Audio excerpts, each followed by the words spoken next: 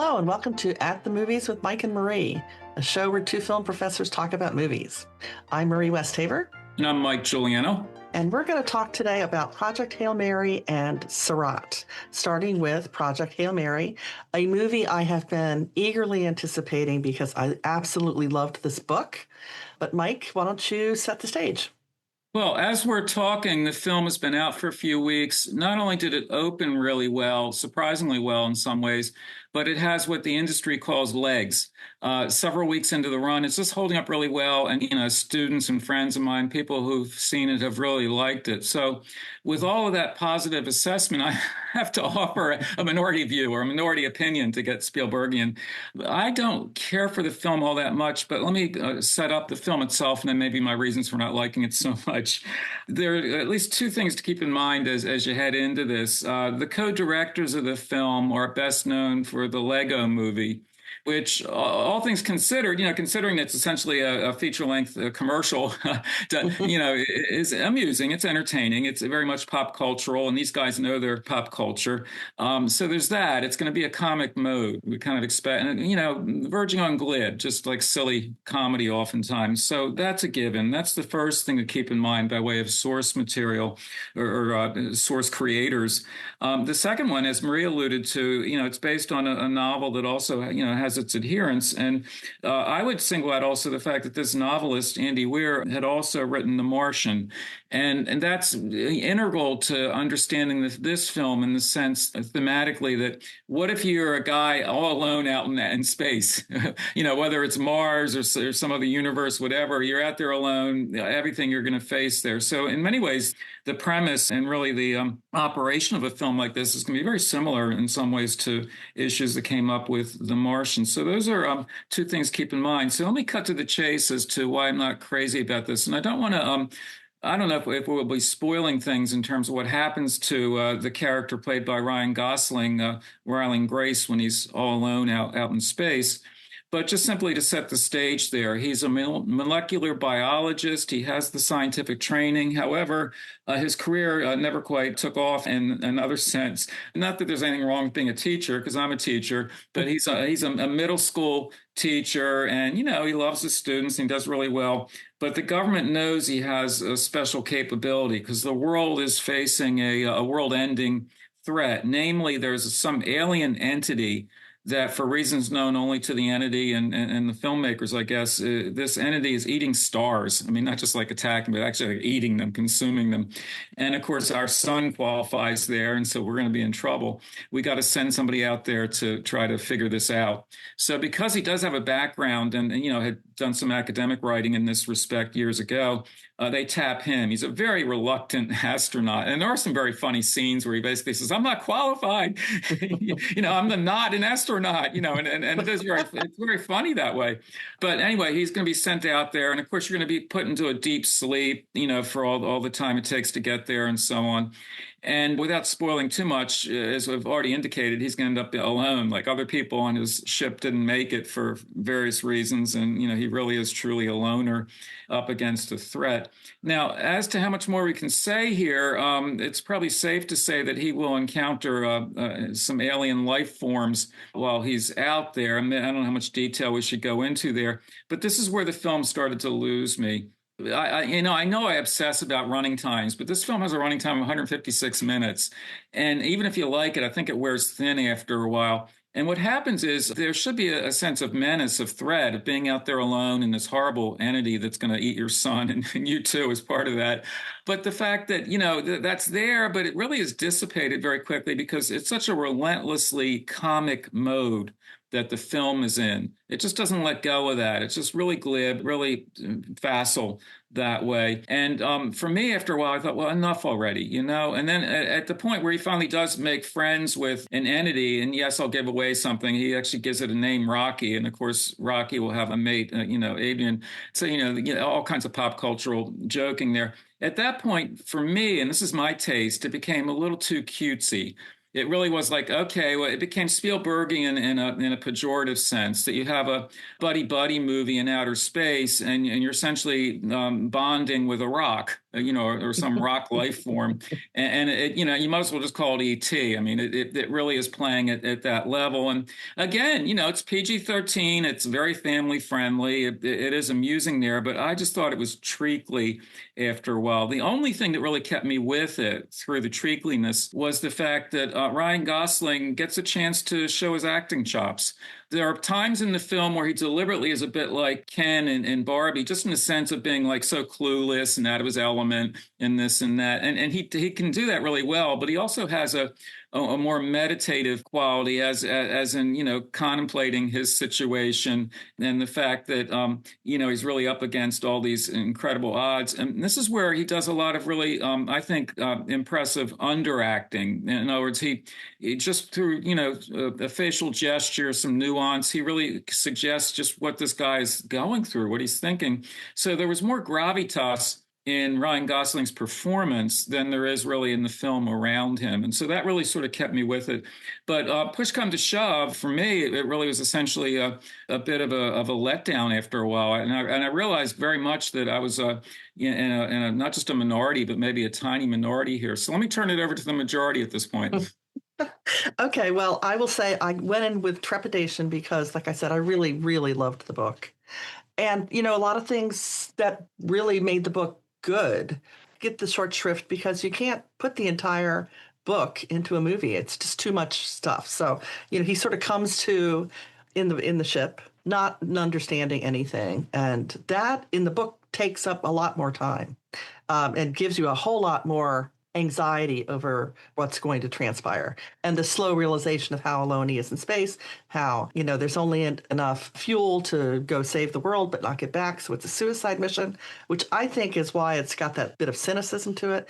And I thought the humor was wonderful. My favorite part was him saying to the ship, shields up, because, we've all seen Star Trek, right?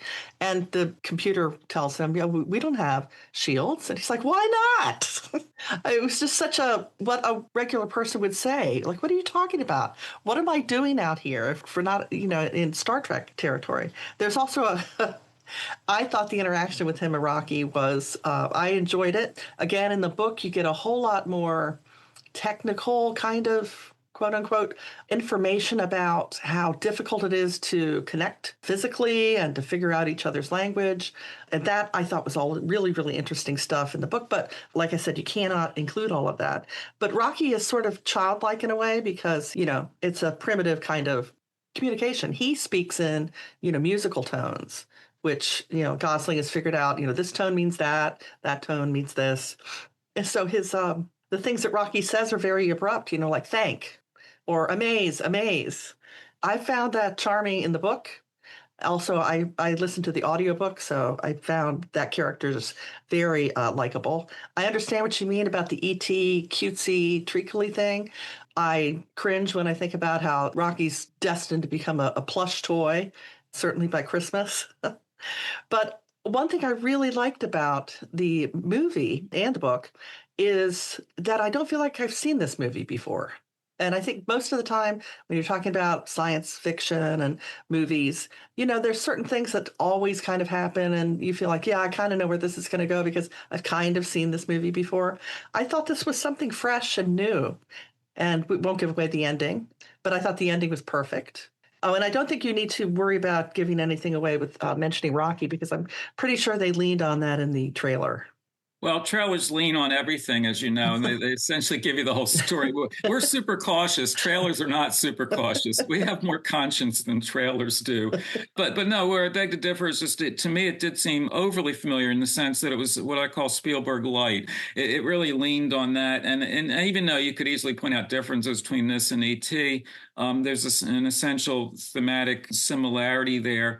And so much of the film then to me just felt like something I'd seen before, or just like all too easy pop cultural joking, which takes away from the seriousness of it. And yes, even the cynicism in places, because you're right, it's essentially a suicide mission. You can go out there and maybe save the world, but you're not going to necessarily be able to save yourself. And that does give you a lot to contemplate when I talked about Ryan Gosling being contemplative there.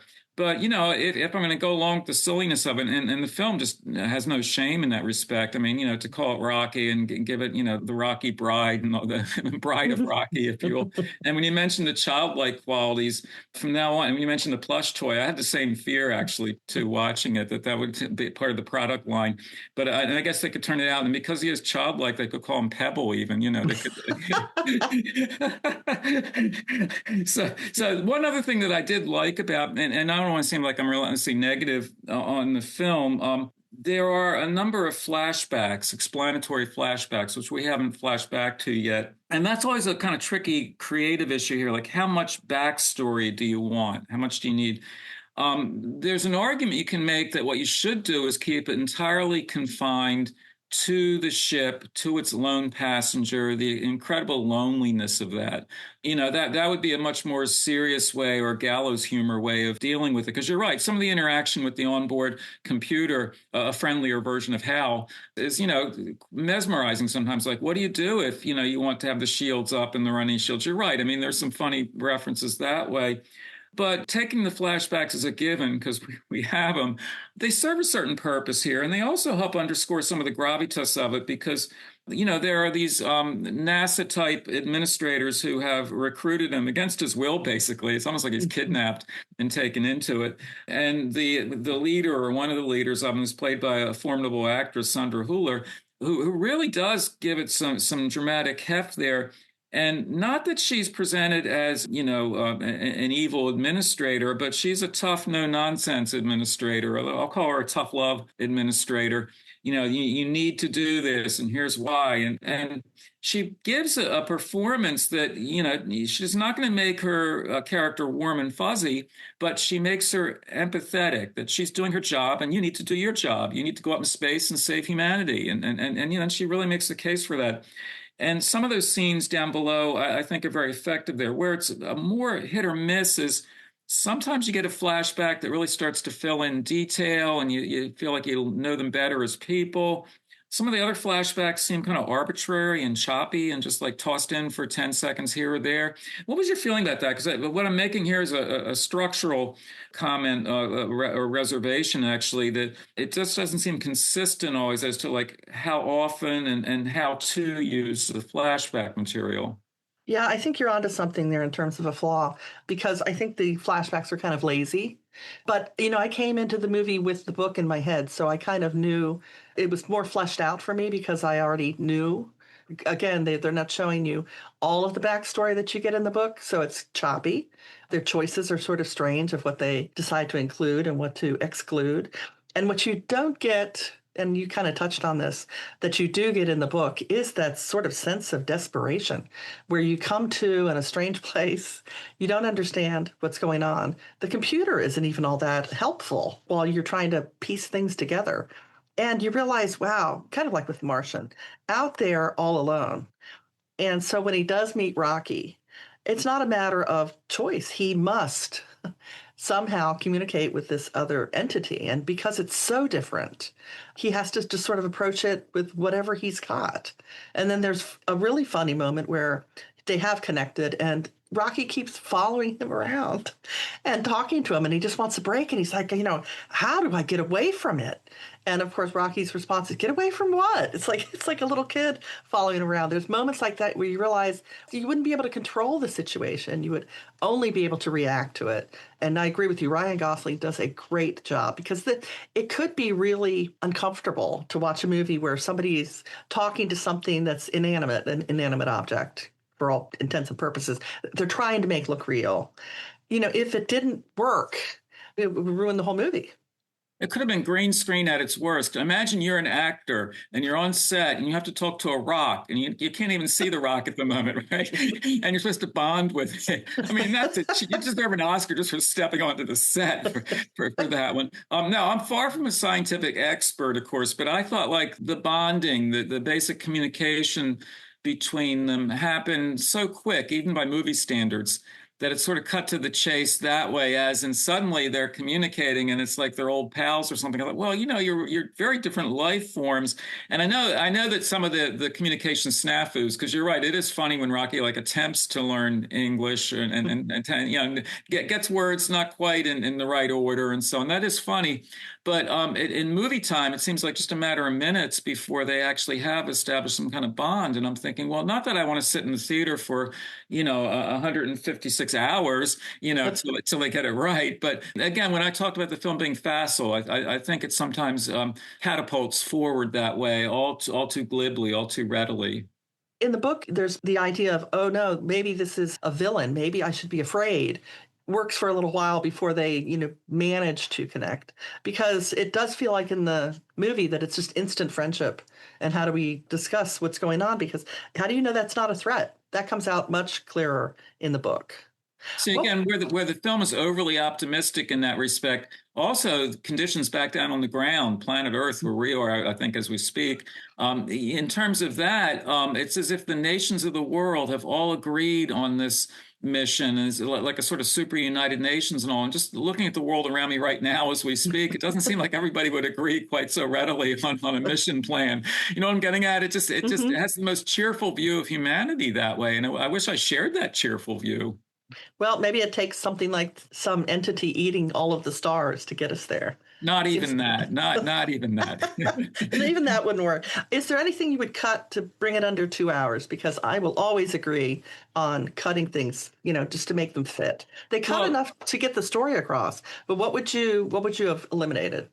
Well, I would rethink the flashback strategy. It seems to me there might be ways of just through a quick internal monologue or some reference, within the film itself, within the limited world or extraterrestrial world of the ship. In other words, when he's up there, he can realize how all alone he is. I don't know how much flashback footage we need, like to the kids in the schoolroom and to what I call NASA control on the ground. You can make a case there should be some of that, maybe just to let some air out of the balloon, just to somehow put you in a different place as a moviegoer, so you're not totally stuck in the ship all that time. It might be too claustrophobic. So I'm sympathetic commercially in that respect, but I think they probably could have tightened up some of the flashbacks, or as you said before, even cut a few of them out, and who would know the difference, right? If they disappeared. Secondly, what I would do is, because there is the cutesy friendship between a human being and a rock, I think, you could cut a few of those back. Some of those scenes just are so extended, and the playfulness of them, for me at least, wears thin. But even if it doesn't wear thin for you, if some of those disappeared, you could be talking 10, 15, 20 minutes of running time right there. Well, I would like to definitely recommend that everybody read the book or the audiobook, but I did love the movie. I did think it was very well done. But now we need to move on to Sirāt, and I have been so looking forward to discussing this movie with you, Mike, because I really loved this movie, but I am having a really hard time explaining why. So set us up for this, Sirāt. I'm always happy to explain why. Sirāt is one of the best films I've seen in recent months, and it received 2 Academy Award nominations, one for Best International Film and the second one for Best Sound. It has a terrific sound design, Mm-hmm. actually. It's really spectacular. It's one reason why it should be seen in a theater, probably because visually, the way it's shot in the Moroccan desert and so on, but also aurally, the way it hits the ears. You want a great sound system. So unless you have that in your house, try to see it theatrically. The setup for it, really, it's a Spanish production officially, but it really, by way of production financing and casting and so on, it's really Spanish and French and so on. And likewise, in terms of where they shot, it's mostly shot in Morocco, but it's also shot in Spain, and it's giving you that kind of desert climate, that kind of desert environment. The story itself, I would describe, first, let's start with the title, Sirāt. It's an Arabic word that means path or way, and the film itself is an existential journey. It's very much about a quest. Now, who's on this quest? There's a character named Luis, middle-aged man. His daughter had gone to a rave in Morocco. She's gone missing. So his real reason for being there is to try to find his daughter. So he and his son, set off on that quest. As they do that, they hook up with a group of ravers who might well have known her or know of her fate, whatever. And it's all a bit murky because it would be murky for him, but just as a kind of desperation move, to go with them. And so the film then really takes him through hazardous terrain in terms of some of the people they meet, and the environment itself at times, and so on. And for me, it had all sorts of welcome echoes of earlier films set in a similar terrain and a similar existential journey motif. Everything from The Passenger to The Sheltering Sky to films in that part of the world with that kind of thematic material. And even going all the way back to the 1950s, a film like Wages of Fear, when you're taking a perilous journey, the suspense of it. This film, Sirāt, has one of the best sequences I've seen in eternity. Just one of the most suspenseful scenes. And without spoiling anything, but very late in the film, our protagonist and some of the people he's with, they're heading across a desert stretch that they don't know at the time as they're driving across it is actually a minefield. And you never know, like, when is a mine going to go off and blow up your bus, kind of thing. It is thrillingly well shot, and it just really gets you holding your breath there. I mean, I just was in awe of that scene alone. So I really like the film. I would not want to say too much about what they find or don't find as it goes along, but in a film like this, so much of it is what I call the journey and not necessarily a destination. So this is something that you and I can talk about some more here. No, I did like it as a road movie. It had felt a little bit like Mad Max, sort of end of the world. When the father shows up at the rave, I did have, my own little flashback. About 30 years ago, I went camping in the Australian outback, and in the evening, they would have all this techno music. And people, it looked just like that. People, listening to the music and dancing to the music. And, the outback's very, very arid and dry. And so I sort of was immediately drawn in to the atmosphere. But then suddenly during the rave, the military shows up. And not in a, ICE agents looking to deport, but something terrible's happening. Everybody, you gotta leave. And you just have this weird sense of, is this like the end of the world? Is it like World War III? You don't ever find out. Well, you don't find out a lot of things, but you don't know what is actually going on. You just know the father's determined to find the daughter. He follows the ravers. They go a different direction. And then everything keeps ratcheting up. It's See, one perilous thing after another, but you can't turn around. no, you have to keep moving forward in that. And the Mad Max analogy is apt in various ways. You have to keep moving forward. To stop is to die, basically. You have to move forward, as dangerous as it might be. You keep moving forward. And of course, this is a father desperate to find his daughter. So he's going to keep moving forward. But one thing that I was so impressed by in this film is many films will operate with a kind of delayed exposition. You'll find out what happens with the daughter. You'll find out more about this or that. This is a film that doesn't so much have delayed exposition as denied exposition. There's a lot that we're not given here. And I know that, that can be frustrating, but I found it fascinating as well as frustrating. For instance, you're right. The raves, many people could sort of connect it to, let's say, like Burning Man in our Southwest, that kind of a phenomenon. But what would happen if suddenly the military showed up, but not in a way that's ever fully explained to you? That makes it even scarier. These guys in uniform, like, is there some kind of revolution, some kind of, a repressive regime? What's going on here? And it's never fully explained, and it's just alluded to periodically. So in addition to the various environmental threats, you have these human threats, but they're so non-specific, specific in the sense that they could kill you, but non-specific in terms of who they are and why they would do that.